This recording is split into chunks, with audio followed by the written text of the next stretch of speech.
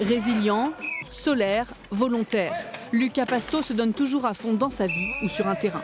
Et ça tombe bien, le rugby fauteuil n'est pas un sport tendre.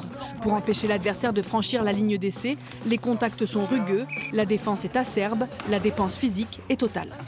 On n'utilise vraiment que les bras, un petit peu le haut du corps, mais surtout les bras. Donc c'est que cette partie du corps est assez sollicitée, donc c'est dur physiquement et aussi au niveau du cardio. Voilà. Et en plus, il y a l'aspect tactique à prendre en compte. Donc c'est vrai qu'à la fois le côté physique et intellectuel, donc voilà, c'est pas facile.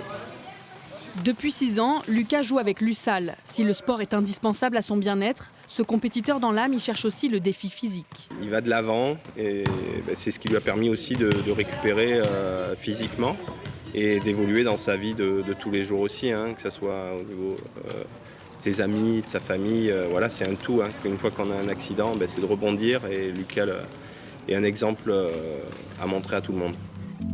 Car un jour, la vie de Lucas Pasto a basculé.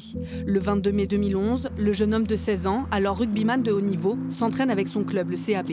Sur un mauvais plaquage, un mauvais positionnement au niveau de ma tête, du coup je me suis fait mal au niveau des cervicales. Et en fin de compte, c'est ces cervicales qui sont venues comprimer la moelle épinière. Et puis c'est vraiment ça en fin de compte qui a le plus grave et ce qui m'a rendu en fin de compte du coup tétraplégique.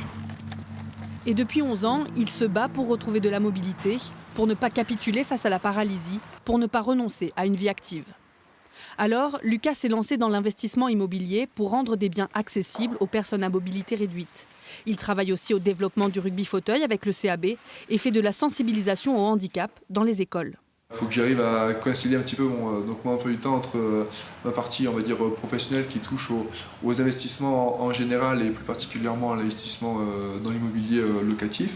Également les allers-retours entre Brive et Limoges pour faire mes entraînements une ou deux fois par semaine. Et puis également le temps de prendre un petit peu de souffler le week-end pour voir un petit peu les amis, voir les matchs du CAB aussi également de temps en temps. Insatiable, ce grand corps de 2 mètres n'a pas dit son dernier mot.